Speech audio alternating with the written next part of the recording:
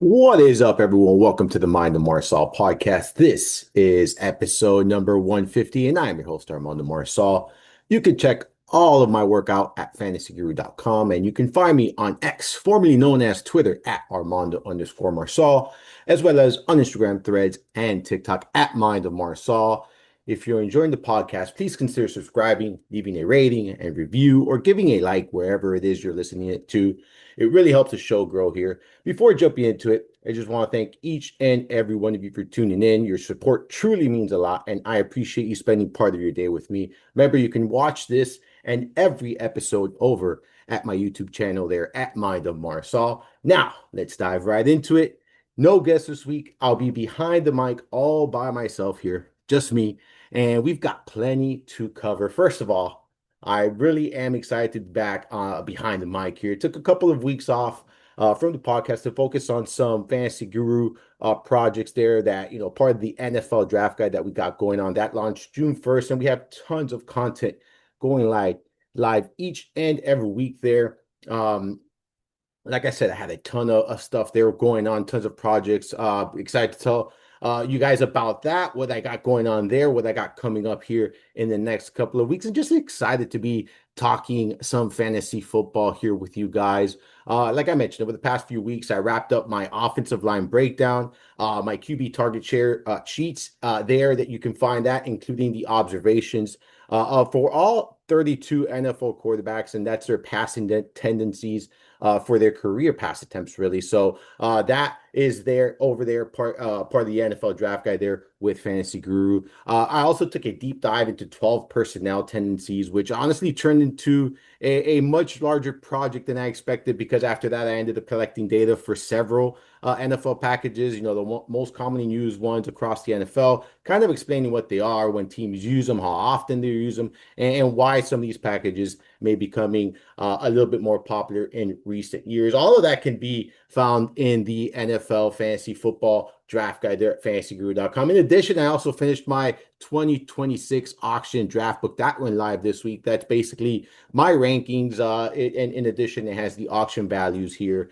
for each and every player. It has about, I believe it's 80 running backs, 80 wide receivers, 35 quarterbacks, 35 tight ends, and about 15, 20 defenses and kickers. Yes, for those who are still using defenses and kickers in your fantasy leagues, I got you taken care of there with that auction draft book. On the podcast side of things, got new things coming here as well. So I'll be continuing now back on the saddle, like I mentioned, be continue to do at least one episode here a week. I'm going to add another a show here, another episode. It's gonna be, part of the Mind of Marcel podcast, but this is brought to you by fantasyguru.com. They're part of the NFL draft guide. It's gonna be the training camp report. Essentially, what I'll be doing is cutting through all the noise and focus on things that actually matter in training camp, right? Like what we're looking at, some of the depth chart movements, some of the news that's relevant, injuries, major headlines, how some of this, is going to impact the fantasy landscape. So that's another part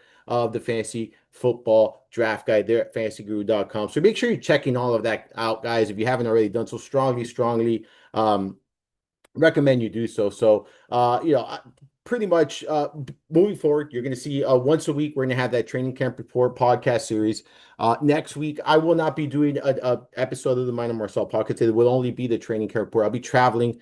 So that, aside from next week, we'll continue to do the weekly episodes here. When I get back, I will have be launching a new series, right? So I'm going to be going over a position preview series where I'm going to be going over the wide receivers, running backs, tight ends, quarterbacks, my favorite, players at each position, my favorite targets at ADP, sleepers, players I'm very high on, players I'm lower on than most, and basically my rankings at each position. That week that I do get back, I'll be doing two episodes. I'll be doing the running backs, the wide receivers that week. And then I'm still undecided on whether or not I'm going to combine the quarterback and the tight ends here into one episode, or make that two. If you have any recommendations, if you have anything you want to suggest, if you prefer one or the other, combined or not combined, let me know. Email it to me at mindofmarsal@gmail.com, along with any topic suggestions, recommendations, or any questions you'd like me to address here on the podcast. You can email those. there too. Now that we're all caught up, let's jump right into today's episode. And today I'm gonna, keep it simple. I did a draft this past weekend, and I did the Kings Classic, Len Dawson division. It's a draft that a league that I've been part of now for several years. It started back in 2021, did that a couple of years. 2023, we took that this division off, and then went back 2024. We actually won the league, and I say we because Jeff Mance and I we split that team. I did the draft for this one. I believe he does the auction draft there for those Kings Classic. So we won the league in 2024. Last season, we came in seventh place. But again, this is a fun, a competitive league, a competitive draft. A tons of notable names from this industry are in this draft. Bob Harris, a friend of the podcast, a pillar of our industry, part of that draft. We had Chris Prince, a longtime great in the industry. Bob Long, John Hansen, just to name a few here. Like just tons of really sharp people that know the game, and people that have been part of this industry for quite some time. So definitely a challenging and fun draft. So I'm gonna go over my draft, my picks. I'm gonna give the thought process behind each and every one of these picks. I'll obviously give you the league setup, the rules, and all that stuff. That's always important. We talk about that all the time, right? Where we jump into these leagues, we jump into these drafts, and the most important thing to know is the roster settings, the scoring settings, and just the league overall setup, right? It's very, very important. So obviously I'm going to be going over that before we take a deep dive into all of my picks. So we've got a lot of stuff going on here, guys, right? Like I mentioned, catching up on everything that was on behind the scenes, why I was away from the podcast, from recording podcasts the last couple of weeks here. A look ahead now, what we got coming up. Like I mentioned, the training camp report, that's going to be an episode once a week, in addition to all of the other regular Mind the Marsal episodes. We're going to take a deep dive into all of the positions. So I'm going to be doing a position preview series here, going through each and every position, breaking it all down for you guys. And just as we get, ready for draft season here for fantasy leagues, want to make sure that everyone is locked and loaded, ready for their drafts here. So anything you guys want me to discuss, any players in particular you ever want me to discuss on this podcast, you know exactly where to send those. You can obviously social media, you could email that, you can find me on Discord, whatever the case may be. Make sure you're sending those over my way. All right, jump right into this King Classic. Like I mentioned, it is a challenging draft filled with plenty of people that obviously know a ton about fantasy football here. It's a 14-team PPR league. It was 16 rounds. All right. The draft that's the draft. The league setup here, it's a PPR, very standard as far as roster settings are concerned, right? It's a one quarterback, two running back, three wide receiver, one tight end, three flex spots. That's the fun part about it. It's three flex spots.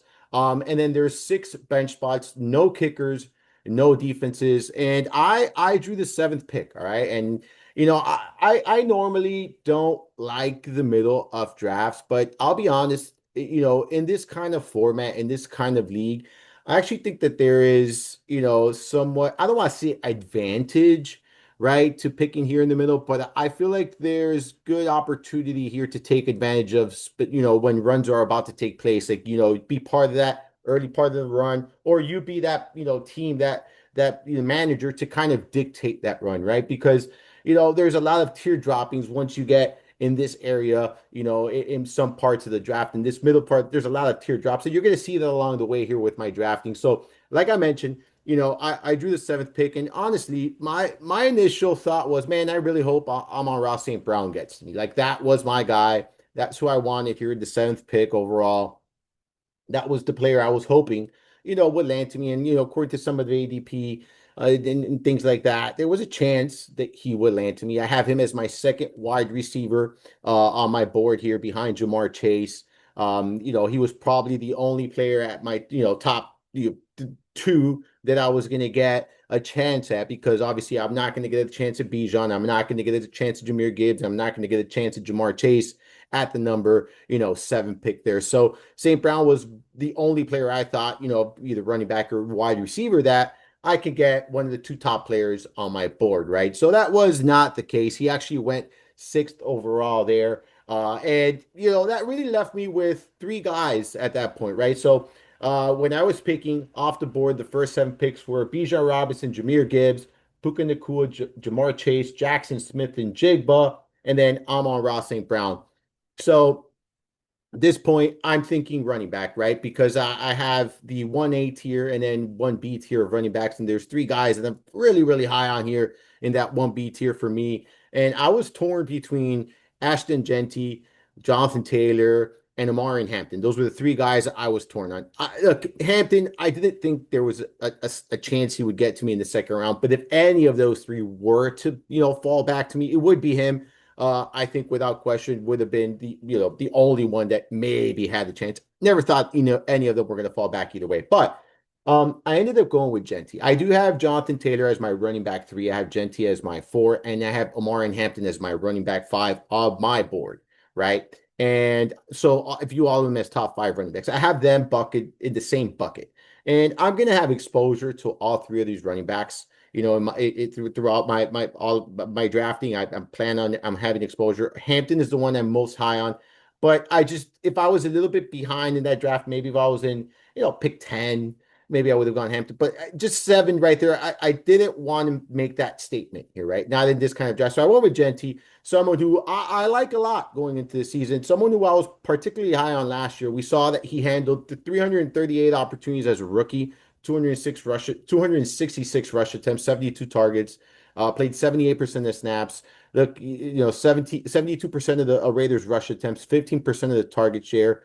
He had 75.6% of the team's red zone carries, the second highest of any player in the NFL last year. I mean, the opportunities were there. He had poor offensive line play last year. All right. They're improving in that department. They have a new coaching staff here. Clint Kubiak is the head coach now. This is really going to help his case here, in my opinion, quite a bit. We know that his scheme, his system is very friendly to the running back position.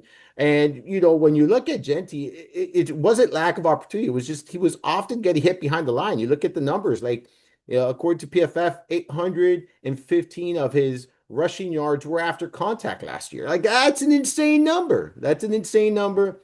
If he gets hit less behind the line of scrimmage this year, I think there's going to be more big play opportunities, more explosive play opportunities. And I think if he just gets that little bit of time to create that space, I think we're going to see some pretty big plays from Genty, who we shouldn't forget a very, very talented running back here, an elite talent, in my opinion, at the position. So I'm expecting big things. You also have Kirk Cousins. Yeah, Fernando Mendoza here under center. So I'm expecting a lot of run plays, a lot of check down, a lot of, I don't think this is a team that's going to be taking a ton of deep shots on a consistent basis. So I expect Genty to once again be highly involved both as a runner and as a pass catcher here. So I was very comfortable with him here in my with my number one overall pick here at seven, with the seventh overall pick, my first round pick here, guys. So that's where I went here. Then, of course, Jonathan Taylor went right after. So I'm not surprised. Omari and Hampton ended up going and picked 13th overall there. As expected, I was not going to get any of these running backs on the turn, right, in that second round. So in round two, I have the number 8 pick in round two. And at this point, I was thinking wide receiver, but of course, I was going to let the draft board fall to me. Nico Collins was there. And without question, I knew exactly who I was going to draft, right? As soon as I saw that he landed to me, I don't think it was a second into the pick. I clicked draft. I knew I was going to get him. I was locked in on Collins. This was easy for me. He's a top 5 wide receiver on my board this season.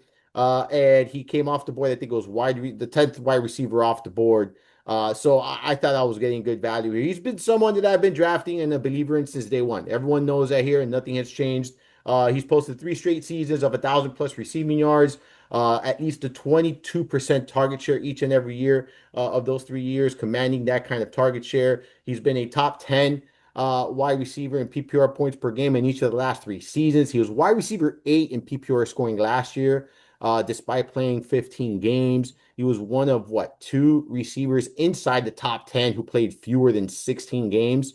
So just goes to show you what he's capable of doing, right? I look at this Houston offense, and I think that they're going to take a step forward. They continue to build the offensive line. It's still a work in progress, but they continue to build off that. I think the addition of Dave Montgomery is going to create a good presence in the run game here. And then I think the emergence of Jaden Higgins, I think he's going to continue to grow here. I think that's going to add an element here to the game, to the passing game where offenses, their defenses, I'm sorry, are going to have to key in on Higgins as well. So I really, really like Nico Collins here as my, and now I anchor, right? I anchor myself with a good running back, a top, five running back on my board, a top five receiver on my board. And now I can really do a lot of things. This is a league, a roster setting that lets you get creative here, right? So it kind of it lets the draft dictate my decision making basically the next couple of rounds. I now know that I want to hammer the wide receiver, running back positions in the upcoming rounds,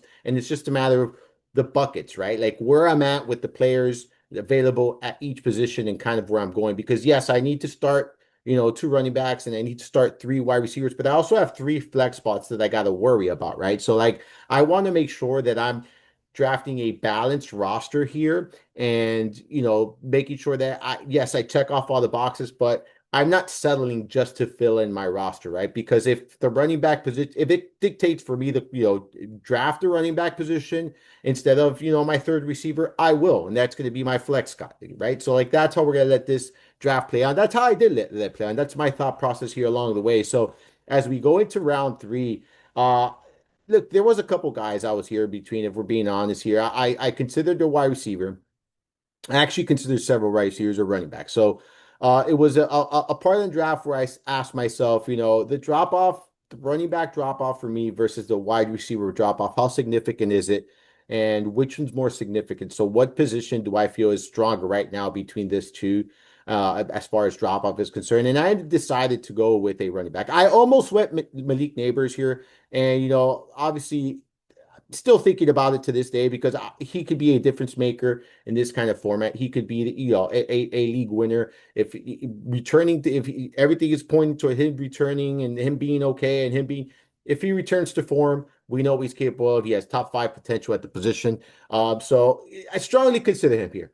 But decided to go with the running back position, Javonte Williams, someone that I've been drafting, pretty much every year since he's been in the league, for the exception of being super bullish on him last year. I just wasn't. I wasn't super bullish on him last year. I did draft him in this same league last season, despite being a misclick. And I said in the last year's show, it was a misclick, and it worked out. It was a great misclick on my end, but without a question, it was a misclick last season. And he was someone that I was always high on. I was always highly invested in. Never worked out, and all it took was a fresh start in Dallas. He turned in a career season there. Obviously, setting career highs across the board in a lot of rushing categories there. 1,201 rushing yards, 11 rushing touchdowns. He was able to stay healthy. He commanded a huge, huge part of the opportunities there. 303 opportunities out of his backfield, 252 rush attempts, a 58% rush. Accounted for 58% of the rush attempts there, 9% target share with his 51. He was top six in the NFL, ladies and gentlemen, in red zone rush attempts with 51, accounting for 58.6% of the team's rush attempts there in this part of the field. He also had 12 red zone targets, so a total of 63 opportunities here inside the 20-yard line. This is an offense that I continue to expect to be a high producing offense, right? Whether they're an elite defense, whether they win games, I don't know. That remains to be seen, right? But I do think that this offense is going to produce on a consistent basis, so long as everyone's healthy. I think Javonte Williams is in line for a heavy workload. They really didn't address the running back position. Clearly, they have a lot of faith in him after what they saw last year. I am back on the Javonte Williams bandwagon, so I felt like I was getting a really good running back with a ton of potential here. Um, you know, he finished RB12 last year in PPR scoring and PPR points per game. Like he was a top 12 running back, an RB1 in this kind of format, an RB1 in a 12-team league. I got him as about RB2. I'm not saying he's going to duplicate these numbers, but I think he's a top 15, running back. I actually have him RB13 on my board. So he's right there, a borderline RB1 for me.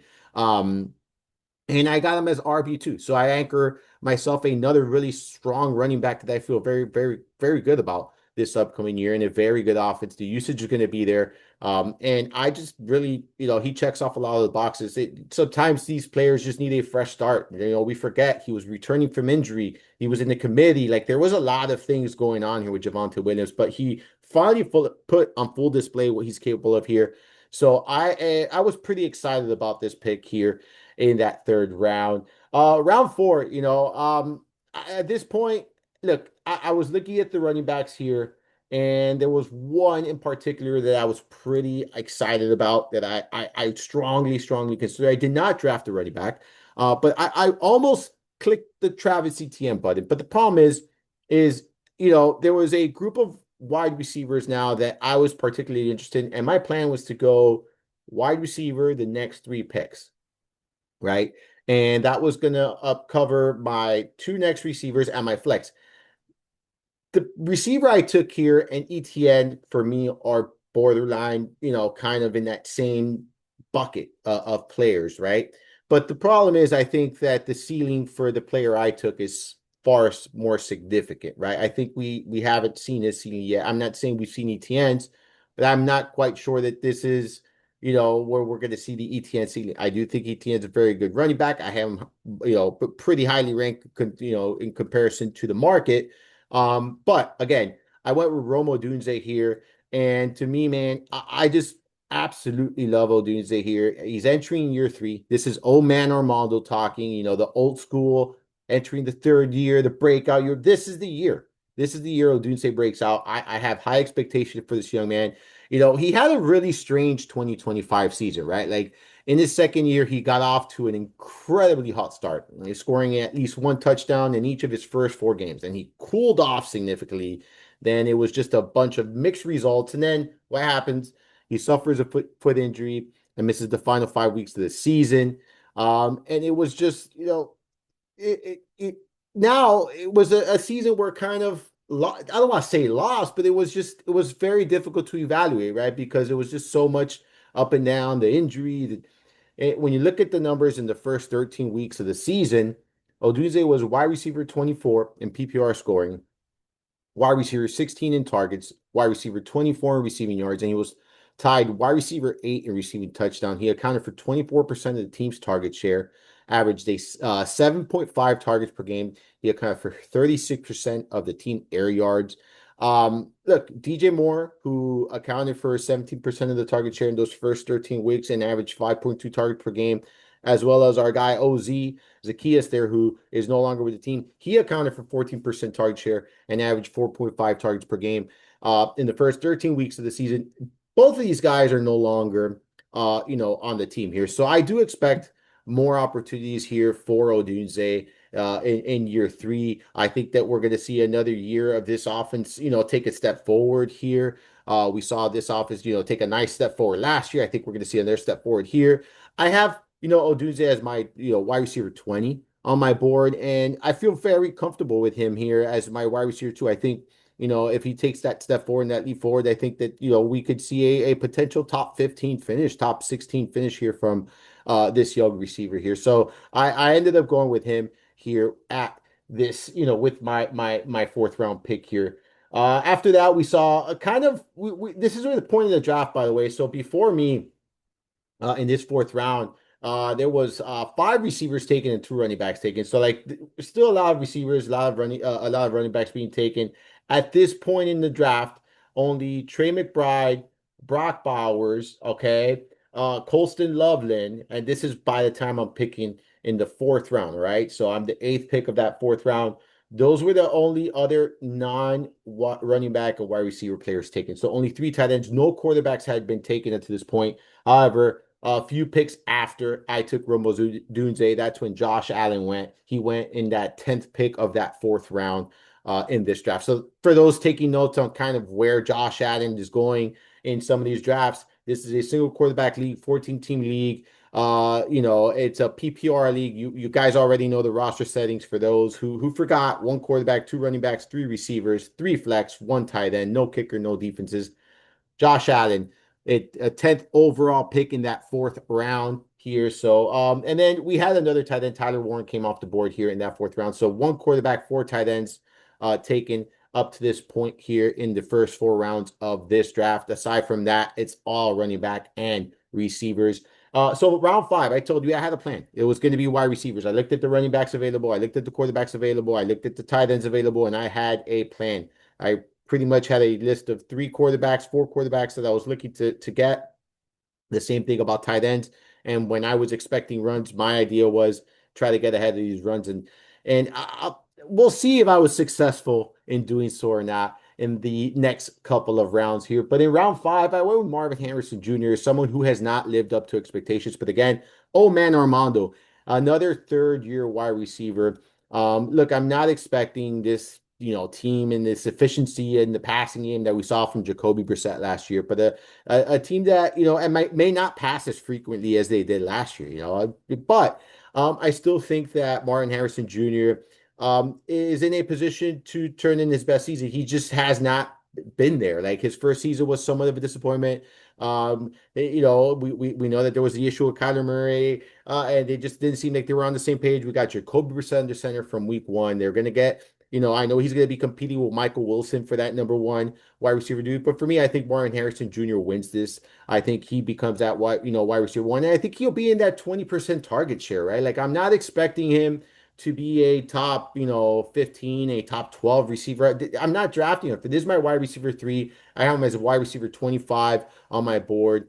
Look, he missed 5 games last season. He was wide receiver 50 in PPR scoring, wide receiver 40 in PPR points per game. It was just a overall sad season for Marvin Harrison Jr. last year. I think it's only uphill from there. I think we saw the absolute floor, and I think this young man has a lot to prove in 2026, and I think he will prove it, right? I think this is a team with a new identity. I think that we're seeing kind of a new trend here in Arizona, and I think he's going to be part of that there. So I'm taking a chance here with him as my wide receiver three. I do understand there's a floor. I do understand volatility, but then again, this is why I said my goal was to kind of hammer that wide receiver position in the next couple of picks here.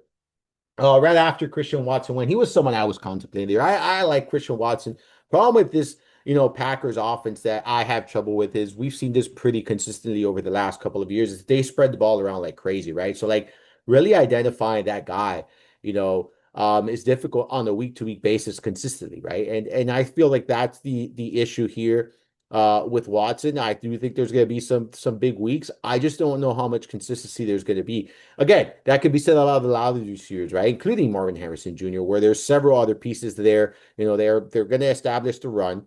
They obviously they drafted Jeremiah Love. They have Trey McBride. You have Michael Wilson, who is, in my opinion, very underrated. So like there are a lot of pieces here, but I'm just trusting the talent. I'm trusting that that the team drafted him for a reason. This entering year three. It's been a volatile start to his career, underwhelming start to his career for expectations at least, right? So I'm expecting Harrison Jr. to turn things around here, and if he does it, like I truly feel like his floor is what a low end wide receiver three.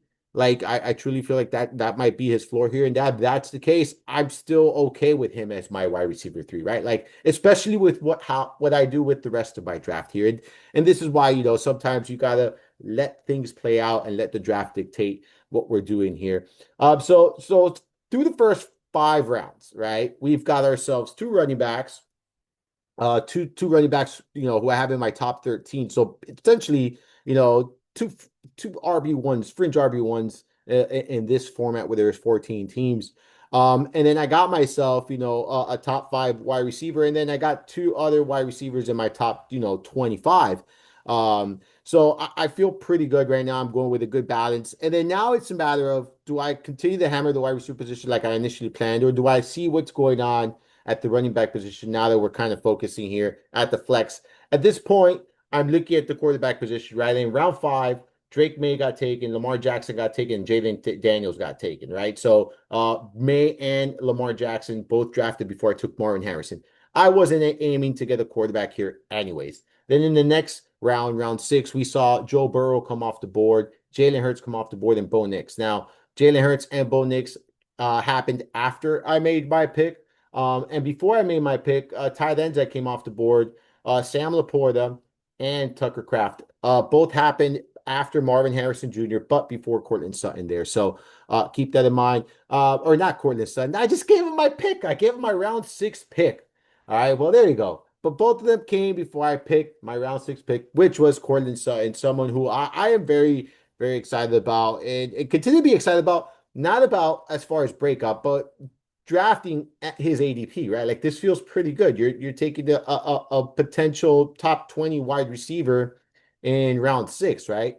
And I was strongly considering Kyle Pitts here, who I really like. Um, but it was if it wasn't Cortland Sutton, if it was any other receiver, including including the one I'm going to mention that I also contemplated in this round, it would have been Kyle Pitts. But since it was Cortland Sutton, it was an opportunity I did not want to skip on here. Like you look at the numbers, he was wide receiver 11 in 2024, wide receiver 13 in 2025. PPR scoring, he's been wide receiver 31, 24, and 36 over those last 3 years in PPR points per game. You look at the numbers, he's just been so consistent, over 1,000 receiving yards here, over a 20% target share in each of the last 2 years. Just consistent part of this offense. I don't see much changing. I understand they added Jalen Waddle here.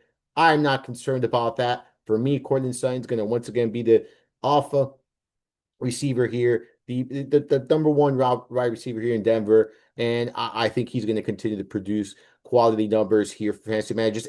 And if he ends up being my wide receiver three, and Marvin Harrison slides into that 40 range, like a wide receiver four, that's where we interchange. Like that's kind of the thought process. I think both these wide receivers have the potential to be top 36 receivers, which makes this a good receiving group. So now I have a nice deep wide receiving group, all of whom I think have potential to be top 36 receivers in a format like this. I think that's a really, really strong start here. So we're continuing here. And like I mentioned, so after Cortland Sutton, Harold Fanning, George Kittle, both went here. And then in round seven, two picks before my pick, Kyle Pitts went. So those are another run of tight ends went. I mentioned already, Jalen Hurts, Bo Nix went there in the back end of that sixth round. And then Dak Prescott front end of the seventh round. So quarterbacks, receivers, quarterbacks, tight ends already coming off the board. You guys have now an idea of where we're at the positions here. So at this point, look, the running backs that were available here to me, like there's just a bunch of different buckets, and I don't really think that there's separation between some of these guys. And then what I was aiming for the purposes of my roster construction, I knew I could get some of these running backs a little bit later. So I went one more time and I took a wide receiver here. So we're round seven, and I take a wide receiver here in round seven. And I took Jacoby Myers, someone I like quite a bit, someone that, did a lot of good stuff here for us here at fantasyguru.com and DFS last year. And someone that I think is going to continue to carve out a solidified role. When you look at the time he got moved, traded to Jacksonville from week 10 on. He led the Jacksonville Jaguars in targets and receptions. He was second in receiving yards and tied third in receiving touchdowns. He led all wide receivers in snap percentage during that span. Ran over 70% of his routes out wide.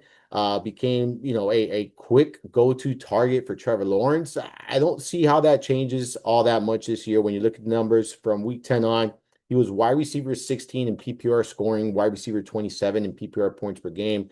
I look at him as a steady floor option, right? Like I do have some volatility with someone like a Marvin Harrison Jr. There is some volatility with someone like Courtland Sutton without question, right? So I get myself a pretty safe floor option here in someone like a Jacoby Myers.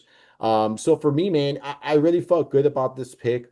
I love this, this Jaguars offense. This is an offense I was pretty bullish on last year. I'm back on the saddle here this year with this, back on the train here with the Jaguars offense, big on Trevor Lawrence this year. So I think Jacoby Myers is he's a floor play, right, to kind of give some stability to this roster, so some stability to my foundation. So having him as my second flex option, in a three flex, PPR format, I feel is pretty nice here. So I was very happy about that. And then after I picked, we had one more tight end go. We had Isaiah Likely. There was a couple tight ends I was still pretty in on, who I felt comfortable with. That's my tight end one in this format. So at this point, as well as the quarterback position. There was several guys. There was one guy in particular I was eyeing on, right, and he kept falling, kept falling, kept falling, and I almost took him. But man, I looked at the draft board numerous times, and when I was going to take him, there wasn't going to be a run, like right, and we'll get to that in a few rounds here. So, round seven. So let's recap the first seven rounds. So we got Genty, Nico Collins, Javonte Williams, Romo Dunze. All right, we got Marvin Harrison Jr., we got Cortland Sutton, we got Jacoby Myers. We're looking pretty solid here, ladies and gentlemen. In round eight, I take Aaron Jones. Okay. Look, this is one of those sometimes you just take what the draft gives you. And I was just looking for another flex option. I really wasn't excited about the wide receivers that were going behind, in this range. He was one of the better running backs in this range that I felt more comfortable with as well. Um, and like I said, the quarterback position was not one I was aiming for here. The tight end position was another one I was not aiming for here. I felt really good that I already had my five receivers, and I felt like I can get myself a running back that could potentially, work a role of 12 to 14 weekly opportunities if so long as he stays healthy with, the potential for more. We know that he drew a 14% target share last year. And I think that he's going to be someone that sees a lot of checkdowns this year, right? I think we can all agree that Kyler Murray is expected to be the week one starter for Minnesota this year, right? If that's the case, he has a 90% target share to the running back position in his career pass attempts. So when you look at what Kyler Murray has done, throughout his career, he's checked it down to the running back position at nearly 19% of his pass attempts. I think Aaron Jones will carve out a good role in the passing game here, so long as he stays healthy. But again, this is my eighth round pick. This is my last flex option here. This is what I'm getting. I'm getting a potential, someone that gives me, 10 to 15 fantasy points on a weekly basis. I think I could live with that, and I think he could capable of that at this stage of his career. So that's what I did there. And that's where we're at in round eight, right? So now we have the two running backs, the three receivers, and the three flex spots all occupied here. We can continue the draft and hammer depth. We can fill out the roster. We have now so many ways, right, that we can attack this draft. And it's really going to be dependent, really, on how things are going to go. And that's really my thought process here, right? So in round nine, after I picked Jones, we had Travis Kelce go, Jake Ferguson go, and Dallas Goedert go, right? So we had a little run of tight ends. I still have two guys that I'm pretty comfortable with here in this range. However, there's one that I feel more there's one of them that I feel a little bit more comfortable with. Let's just say that. And I feel more comfortable about his quarterback situation. And therefore, I decided I taking my tight end here. We saw a run. I'm expecting another run, which I was right, by the way. And it was Dalton Kincaid. I took Dalton Kincaid here. Like, if you look at the numbers, look, he's someone that, and if you look at my tight end, I did the top tight end outlooks, and if you look at that, that blurb there that I wrote about him, he's just someone that I see the potential. He was limited to 12 games last year. He had an injury, plague season, another one. He but when you look at the numbers early on in the season, he was very impressive. He was tied in two in PPR scoring, tied in three in PPR points per game over the first 5 weeks of the season last year before dealing with that oblique injury and then kind of snowballed effect into an injury-plagued season, right? So I look at him as someone that if they're healthy, there's top 10 upside, right? There's top 12 upside. We've seen it already. I think he finished tied in 11 in his rookie campaign. So like the top 12 upside is there. He's flashed it before. I don't see it changing. There is risk, but again, it's round what? Round nine. What risk is that? I'm already more than midway. This is a 16 round draft. I'm already more than midway through this draft. So yes, I'm okay with taking the kind of risk on a potential high end tight end, right? Is the production, is it going to be volatile here? Probably the way that they spread the ball around in Buffalo. Am I okay with that? Yeah. Do I understand that when I drafted them? Yeah, sure. So for me, I went with someone who, and I'll say this, he is, tight end 9 on my board, right? He is tight end 9 on my board. And I got him in the 10th round of a 14, or I'm sorry, in the ninth round of a 14 team league. Like I'm pretty content with that. So Kincaid is my starting tight end going into this season. Then here I decided to, kind of start taking some shots, right? Around 10, I'm going to take some shots on players I'm pretty interested in, players who I want to monitor, like what happens and what kind of comes out of this training camp and the preseason. That there's some uncertainty right now with the rules, maybe. Or I also think this is a great time to start handcuffing. We're going to get into that right now. In these last from round 10 on, so all the double digits, you're going to see what I did here, including my quarterback pick. So to go to my next pick, round 10, I went with Trey Harris at the wide receiver position, right? And this is someone who, he was a second round pick last year. Didn't really contribute as a rookie, didn't have a big role, wasn't, he was on the field, a lot when it was, blocking situation, things like that. But reports have been positive thus far for Trey Harris.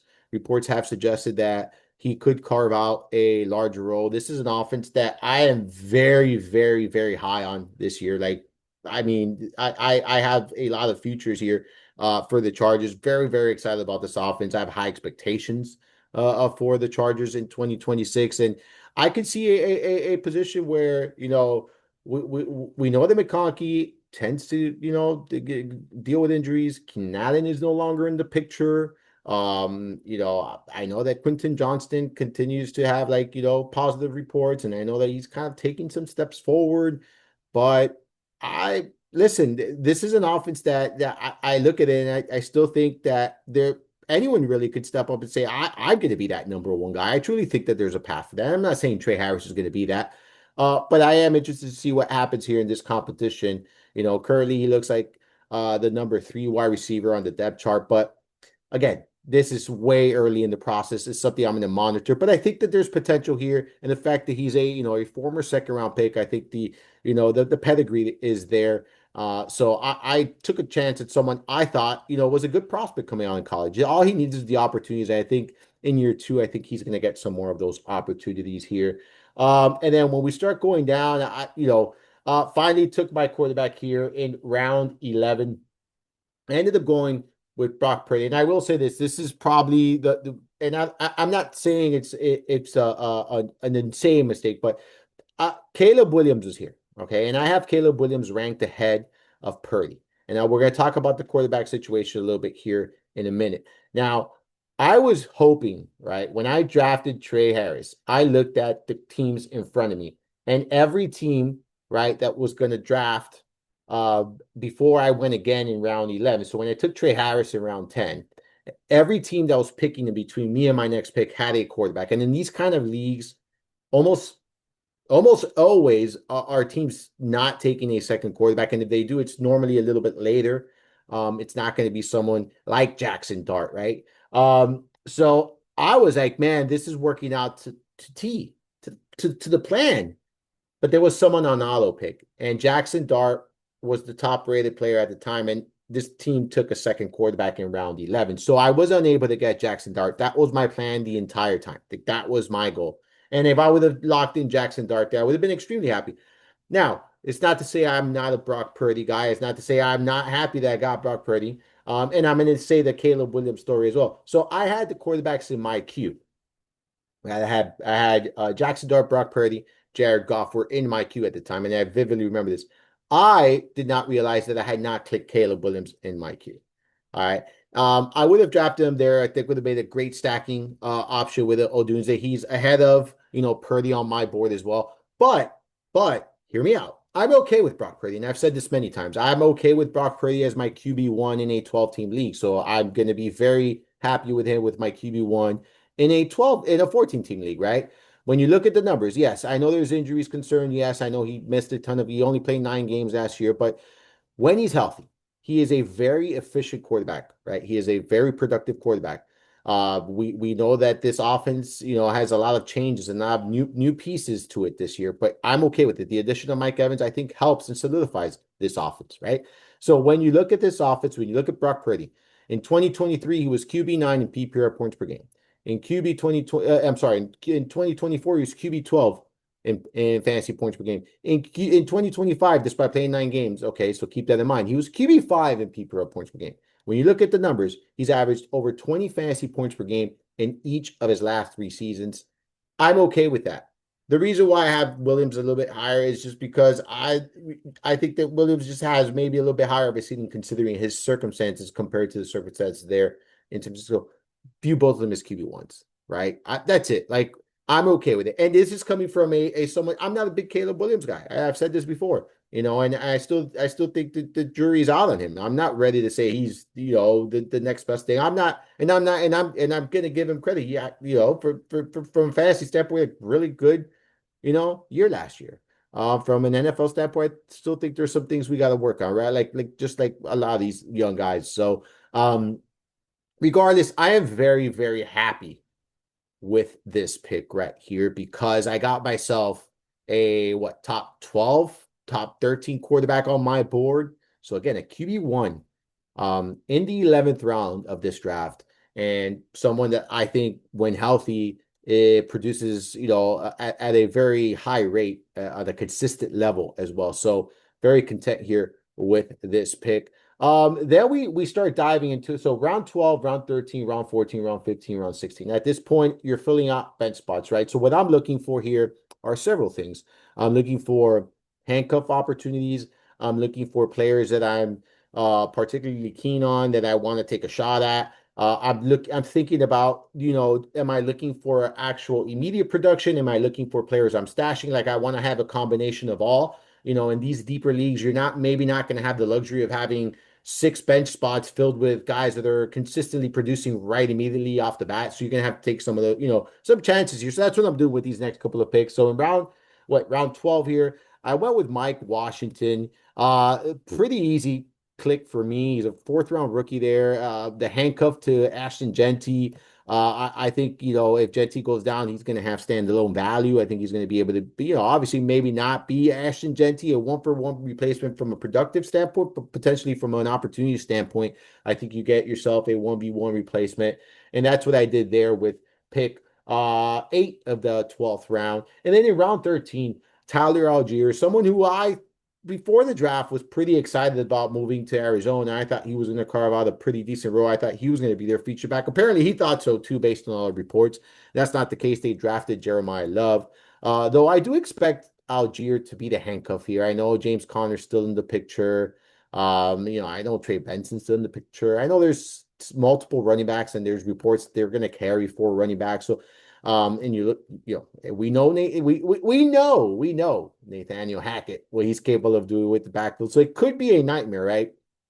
But again, we're looking at a really, really late pick, 13th round, and someone who I expect to be the handcuff of in a backfield where they should run the ball a lot, right? So I'm okay with this pick. I'm looking for handcuffs, potential roles, and things like that, like I mentioned. Then I went with Nicholas Singleton in round 14.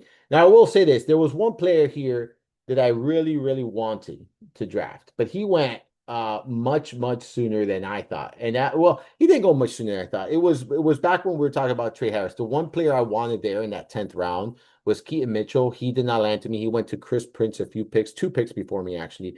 And that was the one player I was truly hoping to get that got to me. He never got to me. I forgot to say that in that 10th round. Ladies and gentlemen, if he's there, and I'm going to talk about this when I talk about running backs, if he's there in the later parts of your draft, make sure you're clicking that draft button. I do think Keaton Mitchell is a very interesting piece in this Chargers offense this year. Not saying he's going to cut in too much into Hampton's workload there at all, really, but he will have a role in addition to Hampton's role here. So those are my thoughts on that. So we're back to round 14. Nicholas Singleton here. Look, Tyjae Spears has a history of injuries. Pollard is another year older. He's a 5th-round rookie, already getting pretty good buzz, really consistent.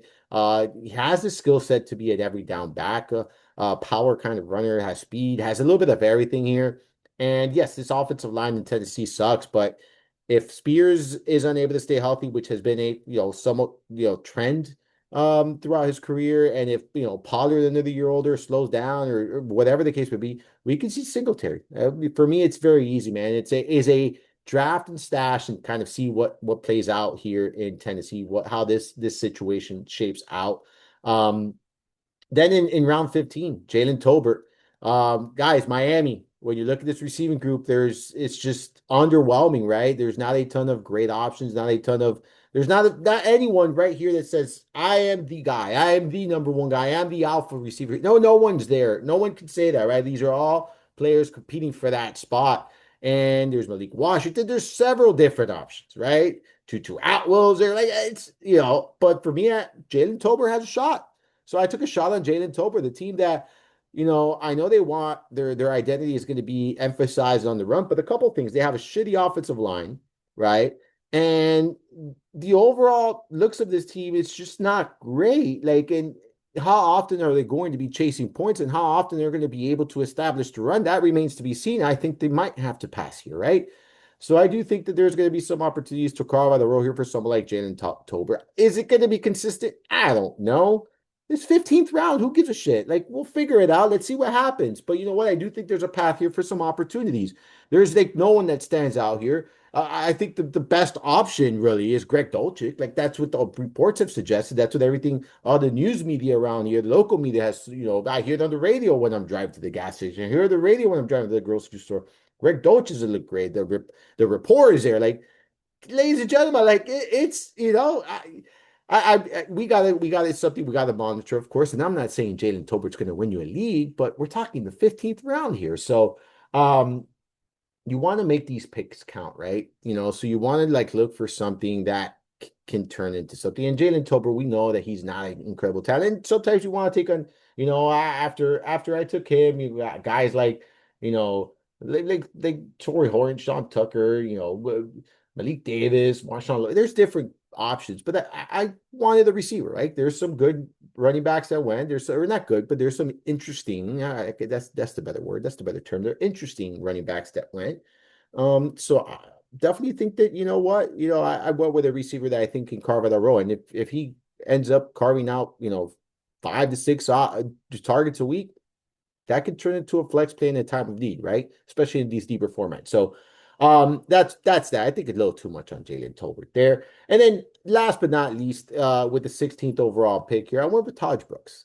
He was drafted by the Bengals last season, right? Not a high draft capital. I believe it was what, fifth, sixth round of last year's draft. But the team really didn't make any additions to their backfield, right? They didn't bring anyone else in. I know they have the Samaje P right there. That he's someone that helps out in the backfield, behind Chase Brown. But clearly they're okay with Brooks, right? Because they didn't make any additions here. So this is for me a very simple kind of player, right? Like you draft him, you stash him, you take a wait and see approach. And from there out, that's it. That's it. Like that's all you do. So that is the recap right there of my 14-team league Kings Classic Len Dawson division. Again, guys, as I said at the beginning of the show, man, we had a lot of things going on now at fantasyguru.com. Lots of content going on live there. Lots of, just a ton of stuff. The NFL draft guide going live, consistent updates there. Rankings are being updated on a consistent basis. We got the training camp report podcast series coming out that I'll be handling that. So I'm looking forward to that series right there. It's going to be fun. It's going to be informative.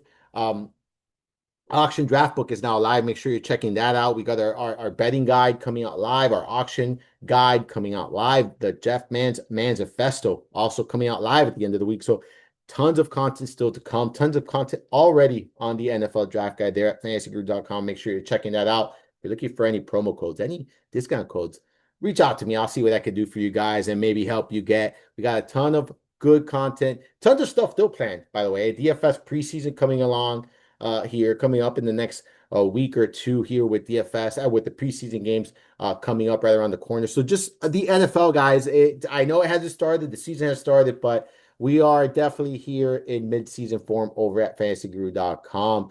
Again, I talked about what we got planned, what I got planned coming up, what did the show. I went over the Kings Classic draft here, 14-team PPR, 16 rounds, 1 quarterback, 2 running backs, 3 receivers, 3 flex spots, and a tight end, pick by pick, my thought process, why I did it, what I was thinking.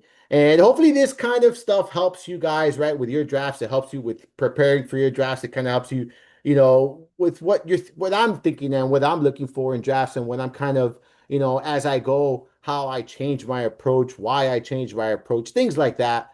Remember, if you have any questions, if you have any, comments, suggestions, recommendations, anything you want or have for the show, email that to mindofmarsal@gmail.com. Remember, you can also find all of these episodes over at YouTube at Mind of Marsal. That's my YouTube channel there. Make sure you're following all my work over at fantasyguru.com. Make sure you're following me on X, formerly known as the Twitter machine, at Armando_Marsal, as well as on Instagram, Threads, and TikTok at Mind of Marsal. Remember, if you're enjoying the content, podcasts, episodes, make sure you're liking, following, rating, reviewing wherever it is you're consuming the podcast. And once again, thank you all for tuning in and spending part of your day here with me. Hopefully, you enjoyed this week's journey through the mind of Marsal. Until next time, folks.